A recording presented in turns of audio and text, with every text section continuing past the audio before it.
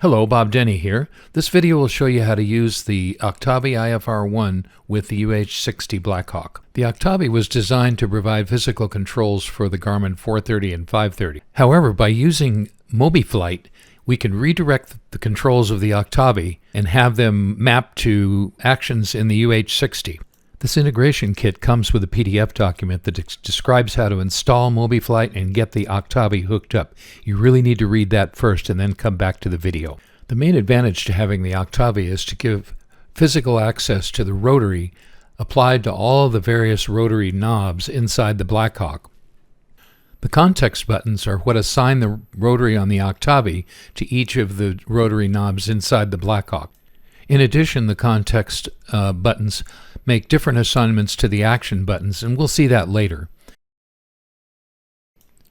The COM1 and COM2 buttons connect the rotary to the frequencies for VHF1 and VHF2, respectively. The outer dial changes the megahertz, and the inner dial changes the tenths and hundredths. Watch carefully. With COM2 pressed, by touching the swap button will cause the active COM radio to switch to VHF2. Likewise, press COM1 and it'll switch back to COM1.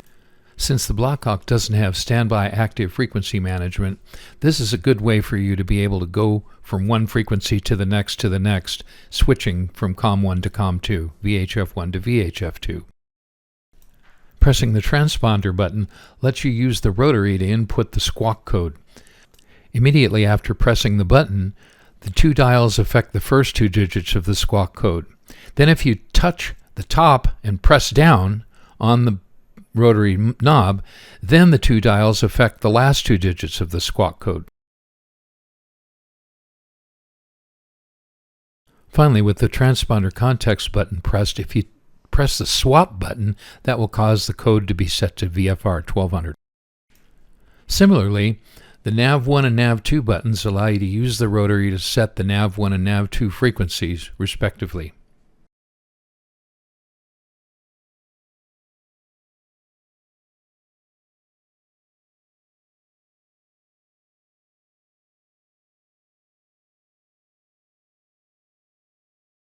The FMS1 button connects the upper left rotaries on the FTCU to the rotaries on the Octavi. As you can see, this will allow you to change the source of the nav signal to both the autopilot and the HSI with the outer knob, and use the inner knob to control the OBS course selector. Let's see that in action.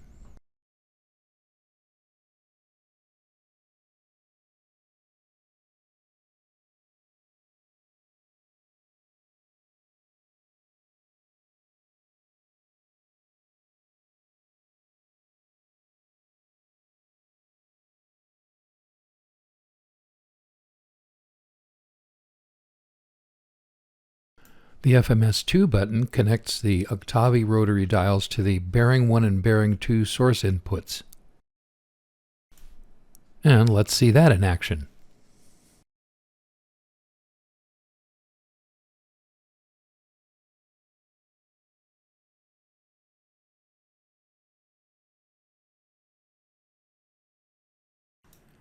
These 5 rotaries can be turned and pressed using the AP button, the swap button, and the rotary on the Octavi. With the AP context button pressed, each time you press the swap button, it changes from one of the 5 rotaries to the next. You'll see the highlighting going on. This is a very nice feature put in by Melbo. The currently selected rotary on the FTCU is connected to the rotary on the Octavi. Pressing the Octavi rotary will press the currently selected rotary on the FTCU. Let's watch that in action.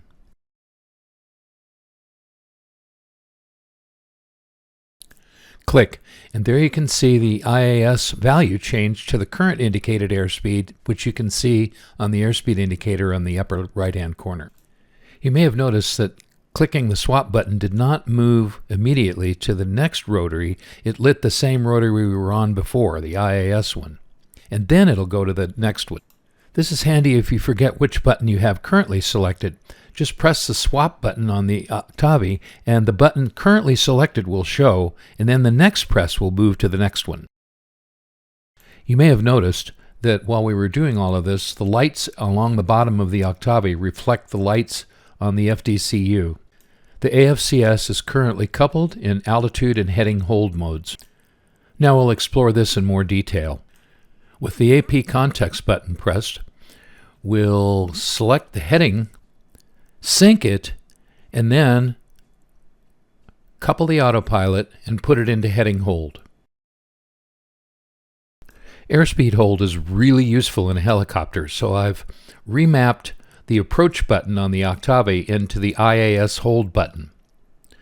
So we'll go ahead and engage airspeed hold as well. Now let's select the altitude pre-select rotary and dial up an altitude above our current altitude. Well, it's well above it, 3,500 feet.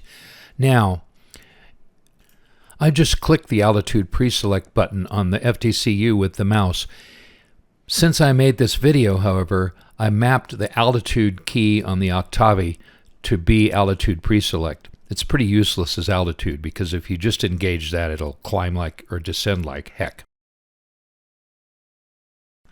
As we're climbing, you can see on the Octavi that the altitude light is flashing and the vertical speed light is on. This indicates that the AFCS has not yet captured the selected altitude of 3,500 feet.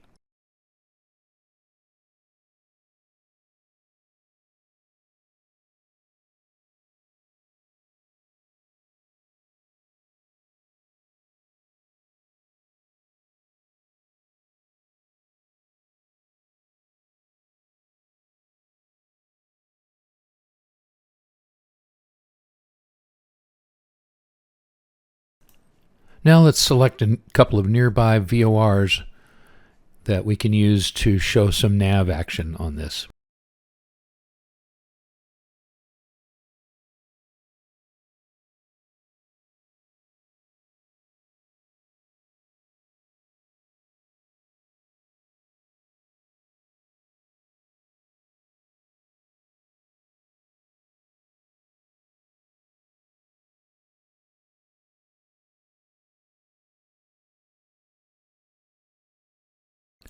And we're still climbing.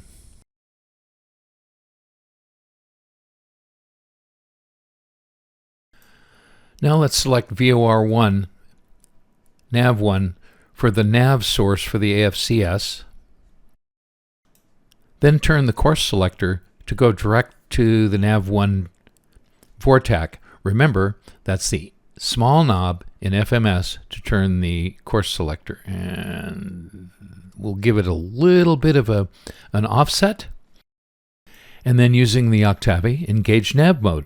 This will cause the ship to turn to the right and intercept the radio that I have dialed in. Meanwhile, we've reached our selected altitude of 3,500 feet. So now the alt light on the Octavi is steady, indicating we've captured, and no more vertical speed. All right, I hope this was enough to give you a flavor for how all this works. There are a few things you should be aware of. First of all, if you push on the rotary knob, it changes the context. The blue lettering is the shifted context, and the white lettering in the context button area is the unshifted. If you don't know whether you've shifted or not, you can push a button and that will always unshift it. So for example, if you select COM1 and then push the rotary knob, it will allow you to change the heading bug. Or if you push COM2 and then press the rotary knob, it'll let you change the altimeter setting. If you can't remember whether you are shifted or unshifted, just press the button and that will always unshift it. Secondly, the autopilot control buttons along the bottom only work if the AP context button is pressed. With the AP context button pressed, the small rotary knob always changes the heading bug. I find this useful because personally I like flying the helicopter in airspeed hold and heading hold only when I'm doing complicated maneuvers or doing getting set up for an approach with multiple segments and altitude changes. It's much easier than trying to program in the altitude and everything else. Finally, the menu key is like pressing I and I on the CDU. Clear and enter work like the clear and enter keys on the CDU, and the D direct key works like the direct key on the CDU. For the more technically minded, I encourage you to open up MobiFlight and look at the profile, explore how the things are set, how the buttons are connected, and how the data refs and commands in the UH-60M are wired in. You may learn some stuff, and you also may be able to change things to suit yourself. If you made it this far, thank you. I'll be on xplane.org, responding in the UH-60M thread, in the thread for my own post of these Octavi integration bits, and hopefully I'll see you there and get some feedback. Thank you.